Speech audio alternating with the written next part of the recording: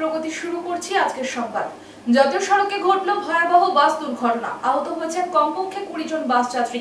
দুর্ঘটনাটি ঘটেছে পশ্চিম মেদিনীপুর জেলার খড়গপুর বালেশ্বর 7 নম্বর জাতীয় সড়কের নারায়ণগড় থানার হাদলা রাজগড় এলাকায়।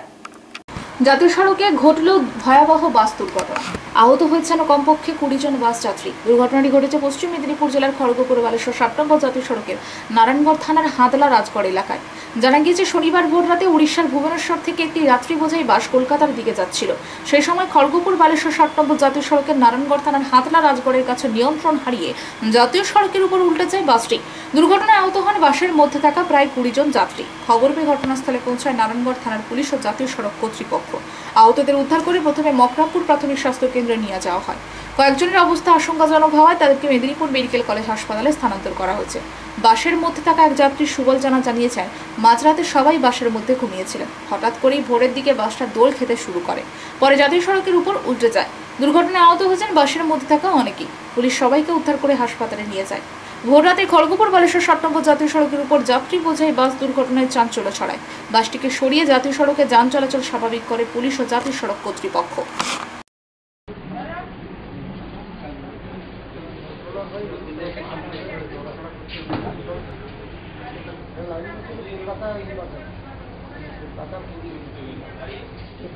আমি অ্যাম্বুলেন্সে উঠে পড়ি।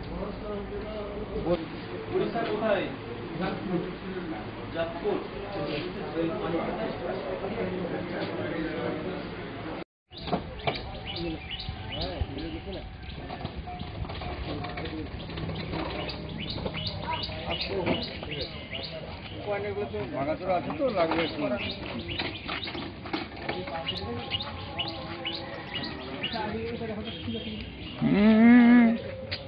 অনুপম দা, কি ঘটে এই জিনিসগুলো?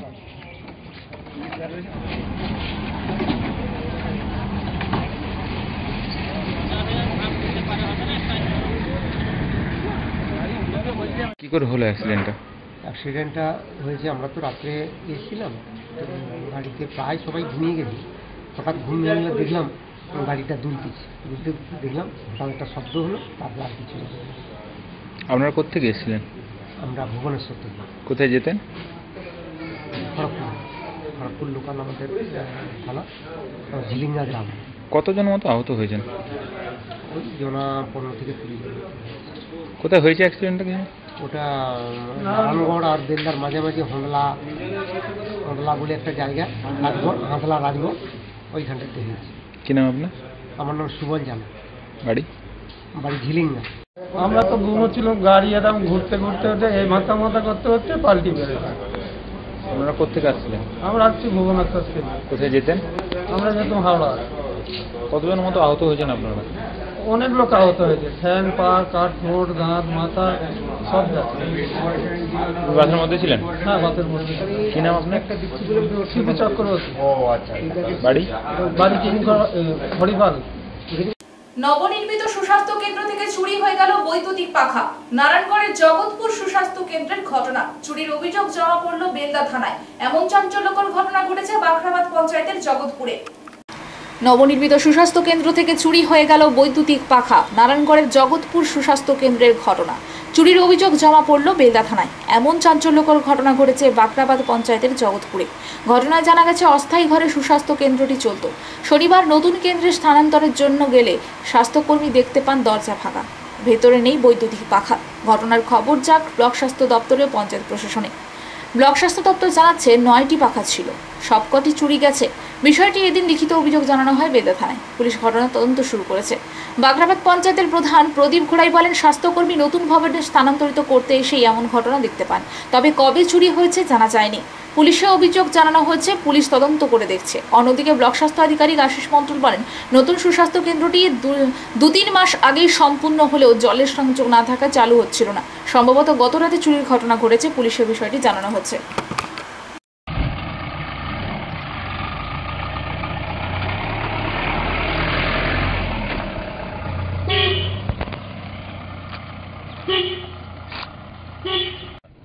বলতে পারছেন না।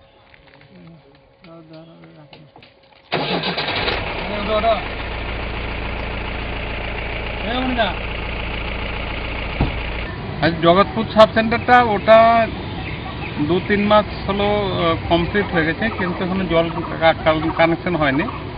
এই কানেকশন না হওয়ার জন্যে ওখানে সাব সেন্টারে এখনো ঢুকেনি, দিদিরা ঢুকেনি, বা জল না থাকলে সেটা ব্যবহার করাটাও একটু অসুবিধা, ল্যাট্রিন বাথরুম বা যারা আসবে তাদের ক্ষেত্রে। সেই জন্যে ওটা চাবি দিয়ে অবস্থায় পড়েছিল। তো ওখানে মানে এই রাস্তা না, তার আগের রাত্রেবেলায় 9টা ফ্যান ছিল, সেই ফ্যানগুলো খুলে নিয়ে চলে গেছে। কারণ এই মুহূর্তে আমরা দিদিমণি প্রধান সাহেব মিলে একটা থানাতে অবজেকশন দেওয়া হয়েছে, দেখা যাক কতদূর কী হয়। দাদা ঘটনা বলতে আমাদের যে জগৎপুর সুস্বাস্থ্য কেন্দ্রে কালকে আমাদের মেন অপর্ণা ম্যাডাম তিনি এসেছিলেন, এবং এটা অস্থায়ীভাবে আমাদের জগৎপুর প্রাথমিক বিদ্যালয়ের একটা রুমে হয়, চালু আছে, কিন্তু এখন বর্ষাকাল রুমটায় মানে পরিষেবা দেওয়ার ক্ষেত্রে, স্বাস্থ্য পরিষেবা দেওয়ার ক্ষেত্রে একটু সমস্যা হচ্ছে। সেই ক্ষেত্রে উনি খুলেন এবং সেটা যাতে সেখান থেকে এখানে শিফটই করা যায়। যখন সেটাই দেখা যায় আমাদের যে ওই জায়গায় যে ফ্যানগুলি ছিল সেই ফ্যানগুলি কিন্তু নেই, এবং দরজার যে চাবিগুলি ছিল সেই চাবিগুলোও নেই। এইভাবে কিন্তু মানে মেন গেটের চাবি আছে, কিন্তু ভিতরের যে দরজাগুলো রুমে সেগুলো কিন্তু নেই। সেই ক্ষেত্রে আমাদের অপর্ণা ম্যাডাম এবং প্রশাসন আমার বেলদা থানাতে উনি অভিযোগ করেছেন। সেই অভিযোগ মূলে আমার বেলদা থানা তিনারা এই বিষয়টি যাতে খুব দ্রুত এদের দোষীরা যাতে এটা চিহ্নিত করতে পারেন তার ব্যবস্থা তিনারা গ্রহণ করছে। কবে নাগাদ চুরি হয়েছে কিছু জানতে পেরেছেন? দেখুন, এটা তো কালকে দিদিমণি খোলার পর জানা গেছে, রেসিপি বলতে পারা যাবে না যে কবে ওটা ওনারা মানে চুরি হয়েছে। কি নাম আপনার? প্রদীপ ঘরে, প্রধান বাকরাবাদ গ্রাম পঞ্চায়েত। দল যেভাবে ভোটের জন্য বুথভিত্তিক টাকা পাঠিয়েছিল তা সঠিকভাবে বুথের কর্মীদের দেওয়া হয়নি। বেশ কিছু নেতা সেই টাকা আত্মসাৎ করেছে। এই অভিযোগ তুলে জেলা বিজেপি অফিসে বিক্ষোভের পাশাপাশি জেলা জুড়ে নানা অভিযোগ রাজ্য নেতাদের কাছে জানাতে চলেছেন বিজেপি কর্মীরা। দল যেভাবে ভোটের জন্য বুথভিত্তিক টাকা পাঠিয়েছিল তা সঠিকভাবে বুথের কর্মীদের দেওয়া হয়নি। বেশ কিছু নেতা সেই টাকা আত্মসাৎ করেছে। এই অভিযোগ তুলে জেলা বিজেপি অফিসে বিক্ষোভের পাশাপাশি জেলা জুড়ে নানা অভিযোগ রাজ্য নেতাদের কাছে জানাতে চলেছেন বিজেপি কর্মীরা। উল্লেখ থাকে, মেদিনীপুর লোকসভা কেন্দ্র নির্বাচনের জন্য প্রতিটি মণ্ডল সভাপতিকে বুথভিত্তিক 20,000 টাকা করে দেওয়া হয়েছিল, আর সেই টাকা বুথের খরচের জন্য।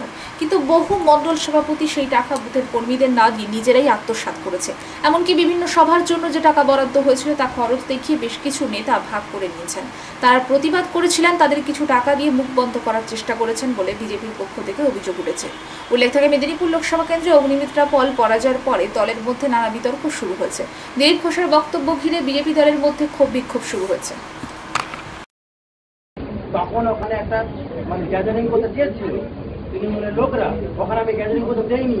আমি কেন্দ্রীয় বাহিনী গিয়ে ঝগড়া করেছি, অটো তুলে আমি দেবাশীষকে পাঠিয়েছি, তারা কমপ্লেন করেছে। সেই গ্যাদারিংটা তোরা তখন ওখানকার নেত্রী বলেছে, ওখানে নেত্রী বলেছে দেখে নেবো বিনিকে। আজ আমার এই জিনিসটা আমার, তবু আমি সাহস, এখনো পর্যন্ত আমি সাহসে চলছি, আর আমি লড়াই করে যাবো। একই অবস্থা আমাদেরও, মানে আমি মেয়েকে নিয়ে একা বাড়ি থেকে বেরোচ্ছি না, টিউশনগুলো বন্ধ করছি।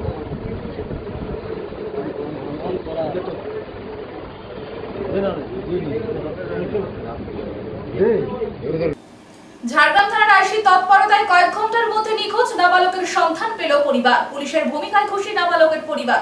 ঝাড়গ্রাম থানার আইসির তৎপরতায় কয়েক ঘন্টার মধ্যে নিখোঁজ নাবালকের সন্ধান পেল পরিবার। পুলিশের ভূমিকায় খুশি নাবালকের পরিবার। জানা গিয়েছে, গত শুক্রবার বিকেলে ঝাড়গ্রাম রামকৃষ্ণ মিশনের পড়ুয়া এক নাবালক রামকৃষ্ণ মিশন থেকে নিখোঁজ হয়ে যায়। অনেক খোঁজাখুঁজির পর মিশন কর্তৃপক্ষ নাবালকের সন্ধান না পেয়ে যোগাযোগ করে ঝাড়গ্রাম থানার আইসির সঙ্গে। খবর পেয়েই ঝাড়গ্রাম থানার আইসি বিপ্লব কর্মকারের নির্দেশ মতো সন্ধান শুরু করে পুলিশ। শেষমেশ শনিবার সকালে ঝাড়গ্রাম থানার অন্তর্গত সরগ্রামের ফুটবল ময়দান থেকে উদ্ধার হয় নাবালক। নিখোঁজ নাবালককে তুলে দেওয়া হয় তার পরিবারের হাতে। পাশাপাশি পরিবার সূত্রে জানা যায়, ছুটি কাটানোর পর পুনরায় রামকৃষ্ণ মিশনে এসে মন বসছে না পড়ুয়ার, তাই মিশন থেকে পালিয়ে গিয়েছিল। বর্তমানে সুস্থ অবস্থায় মা তার ছেলেকে ফিরে পেয়ে ঝাড়গ্রাম থানার আইসি বিপ্লব কর্মকারকে সাধুবাদ জানিয়েছেন।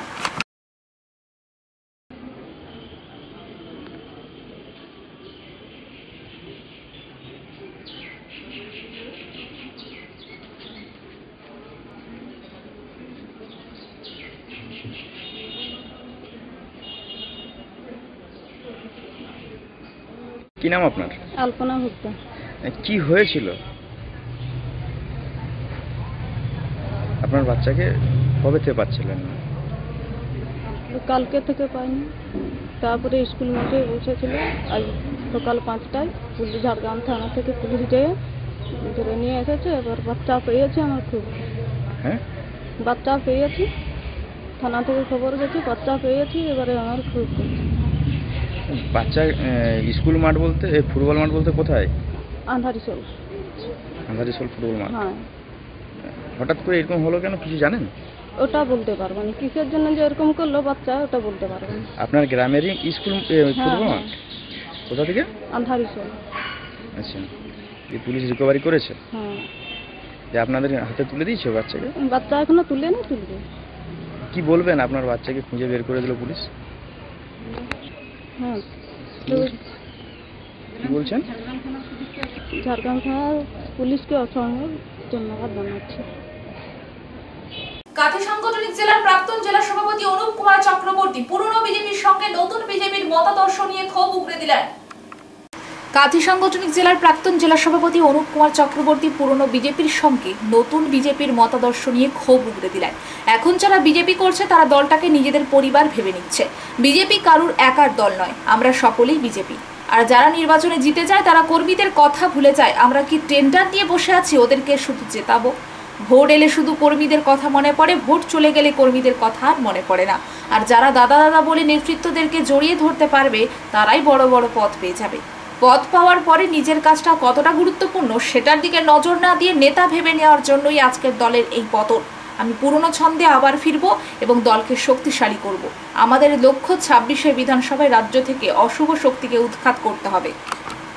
দায়বদ্ধ, দেশের কাছে আমরা ঋণী, তাই বিজেপির মাধ্যমে দেশকে বৈভবশালী করার জন্য আবার লাগুন।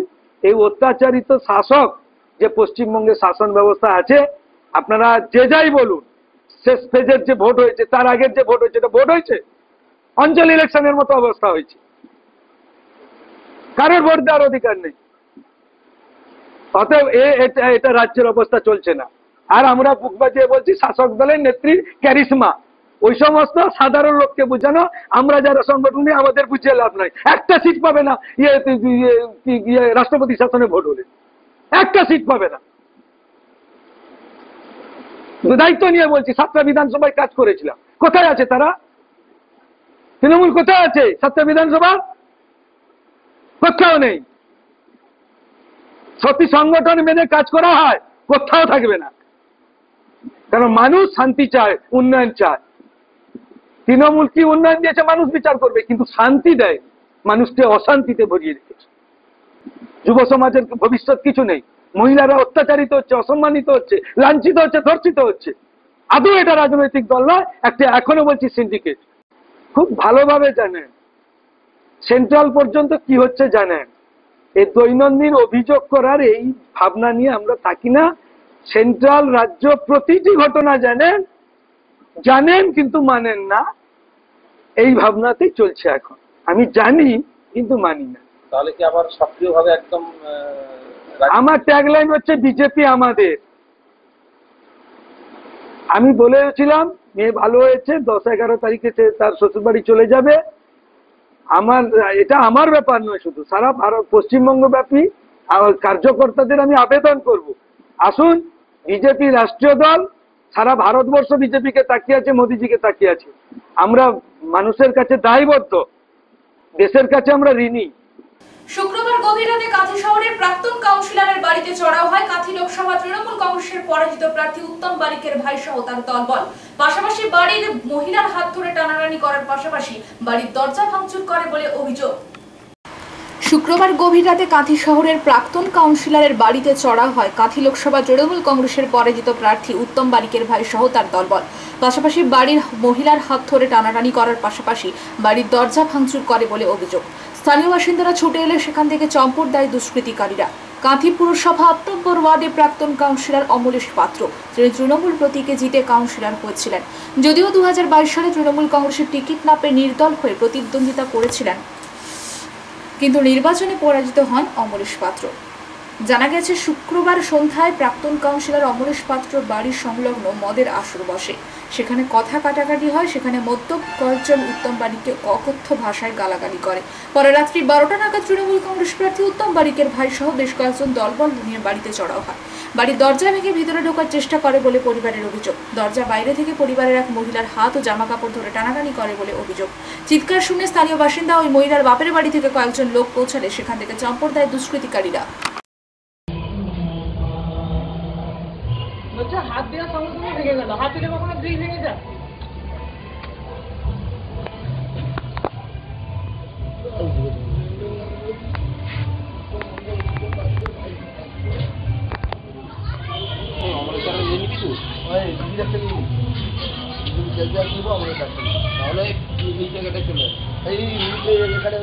বলছি দিদি, কালকে কি ঘটনা ঘটলো? স্বাগতিকা প্রধান পাত্র। কালকে ঘটনা হয়েছে সন্ধ্যের সময় এখানে কিছু ছেলে বসে মদের আড্ডা চলে। এবার এখানে আমার হাজব্যান্ড ছিল, আমার ভাই ছিল, আরও পাড়ারই একটা ছেলে ছিল, তো বিজেপি করে ছেলেটা। এবার তিনজন একসাথে থাকায় এবার ওর পরিচিত কোনো ছেলেকে খুঁজতে যায়, না খুঁজে পেতে পালিয়ে আসে। তখন আমাদের উত্তম বারিকের ভাই ছিল, আরও অনেক 3-4 জন ছিল, মুর্শিদ নাকি এরকম নামে কেউ ছিল। তখন এদের উপরে চোখ টোক দেখিয়ে মেজাজ টেজাজ দেখা, এরা তখন রীতিমতো বাড়ি চলে আসে। বাড়ি আসার পরে আমরা ঘুমিয়ে গেছি। 12টা সাড়ে 12টা নাগাদ 15-16 জন মতন মুসলিম ছেলে আছে, বাঙালিও আছে, তার মধ্যে উত্তম বারিকের ভাইও এসে গ্রিল ভেঙেছে, লাঠি মারা গ্রিল ভেঙেছে। আমি প্রথমে বেরাই, তারপরে বাবা চিৎকার শুনে বাবা বেরিয়ে আসে, আমার হাত ধরে টানা, হ্যাঁ গ্রিল খুলো, এক্ষুনি মেরে ফেলবো, হ্যান্ড করবো। আমার হাজব্যান্ড যেহেতু বাইরে যায় অফিস সূত্রে, ওই জন্য বলছে ও যখন অফিসে যাবে ওকে আমি দেখে নিব। আর রাস্তাটা আমাদের, রাস্তা যেন কেউ না বেরায়, রাস্তায় কোনো বেরানো চলবে না। উত্তম বারিক কোন দলের লোক? টিএমসি দলের লোক। তার ভাইয়ের কি? হ্যাঁ। বলছি গুলি চালানো হয়েছে, বলে কি গুলি চুলো হয়েছিল? না, গুলি তো কোনো চালানো হয়নি। এবার তখন আমি লাস্টে কিছুটা ভিডিও করি, আর আমার সিসি ফুটেজও আছে, কিছুটা ভিডিও আছে। মূলত ছিল উত্তম বারিকের ভাই ছিল, তারপরে আমাদের ওই মুসলিম বস্তিরও 2-3 জন ছিল, আর মিত্রজিৎ দত্ত ও ছিল, মানে কালী মন্দিরের সামনে ওদের মোবাইলের দোকান, আর একজন মুর্শিদ বলে কেউ ছেলে ছিল। আচ্ছা, আক্রোশটা কি কারণে? আক্রোশটা কোনো কিছু নয়, তারা একটা মিথ্যি বদনাম দিচ্ছে যে উত্তম বারিকের নামে নাকি আমরা উল্টোপাল্টা কথা বলেছি, রাস্তায় খিস্তি খাস্তা মেরেছি। আমরা কোনো রাজনীতি করি না, তবে আমার দাদা করে, দাদা বিজেপি পার্টি করে, সেই সূত্রে আমার বাড়িতে আক্রমণ কিনা আমরা এখনো ঠিক জানি না। তো এটাও হয়েছিল 2021-এ যখন আপনার মিউনিসিপ্যালিটি ভোট হয়, তখন আমার শ্বশুরমশাই নির্দল প্রার্থী হয়ে দাঁড়িয়েছিলেন। সেই মুহূর্তেও আমার বাড়িতে এসে সেদিনও গাড়ি ভাঙচুর, গ্রিল ভাঙা, দরজায় লাঠি মারা, বুড়ো মানুষের ঠাকুমা আছেন ওনার বাড়িতে লাঠি মারা, হ্যাঁ সেবারেও এসে শাড়ি টেনে ধরেছিল। তো এইরকম যদি পরপর হয় তাহলে তো আমরা মানে বাঁচতেই পারবো না। থানায় অভিযোগ জানিয়েছেন? না, থানায় অভিযোগ এই মুহূর্তে জানানো হয়নি, কারণ আমরা তো আর ওইভাবে জানি না কিছু, কারণ বাবা রাজনীতি থেকে আজকে 2-3 বছর টোটালি বেরিয়ে এসছে, কোনো রাজনীতি বাবাকে করতে দেওয়া হয় না। তো থানায় যাবো ভেবেছি। কালকে কটার দিকে ঘটনাটা হলো? 12টা সাড়ে 12টা। বলছি পরিবারে এই মুহূর্তে কতজন রয়েছেন? আমার এই বাড়িতে আছি 10 জন মতো। কালকে রাত্রে কারা কারা ছিলেন? সবাই ছিল। ছোট বাচ্চারা? ছোট বাচ্চা 4টে বাচ্চা রয়েছে, ছোট বাচ্চা। বয়স্ক মানুষ 1 জন আছে, মহিলা আছে 3 জন। অভিযোগ সম্পূর্ণ ভিত্তিহীন। তার কারণ কাঁথি শহরে যে অভিযোগ আপনারা নিয়ে এসছেন, এই ধরনের ঘটনা রাজনৈতিক হিংসা কখনো ঘটেনি। কাঁথি শান্তপ্রিয় শহর, এখানে সমস্ত দলের মানুষ শান্তিতেই বসবাস করেন, রাজনৈতিক হিংসা দেখা যায়নি। আর অমলেশবাবুর যে অভিযোগের কথা বললেন, এই অভিযোগ আমি এখনো পর্যন্ত শুনিনি। আর উনি তো তৃণমূল কংগ্রেসের কাউন্সিলর, যদি ওনার বাড়িতে কেউ বা কারা ঝামেলা করে, নিশ্চিতভাবে উনি তৃণমূল কংগ্রেসের নেতৃত্বতে জানাতে পারতেন যে তৃণমূল কংগ্রেসের ছেলেরা, তৃণমূল কংগ্রেসের কর্মীরা আমার বাড়িতে হামলা করছে, উনি জানাতে পারতেন। উনি তো এখনো পর্যন্ত কোনো অভিযোগ জানাননি। ওনার বৌমা আমাকে টেলিফোন করেছিলেন যে দাদা এখানে মদ খেয়ে গেছে, কি এক্সিস ব্যাঙ্ক ওইখানে কি আছে, এক্সিস ব্যাঙ্কের সামনে মদ খেয়ে মাতাল্লা চিৎকার চেঁচামেচি করছে, আমার দেওয়ারের সঙ্গে বচসা হয়েছে। ঠিক আছে, কী ঘটনা ঘটেছে কালকে আলোচনা করছি। ওনার রিলেটিভ একজন সামরিক বাহিনীর সদস্য, বাহিনীর জওয়ান, পরিস্থিতি নিয়ন্ত্রণে আনতে নাকি গুলি চালাতে হয়েছে শুনলে।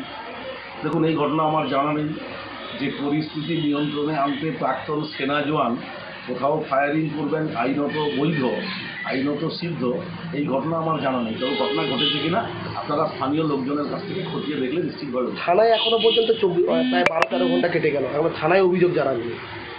থানায় অভিযোগ জানিয়েছেন? তোড়জোড় শুরু করেছে। জানালে নিশ্চিতভাবে। যদি গুলি করা পরিস্থিতি হয় তাহলে থানায় অভিযোগ জানাতে হতো তো প্রথমে। হ্যাঁ, নিশ্চিতভাবে। সংবাদ এই পর্যন্ত। নমস্কার।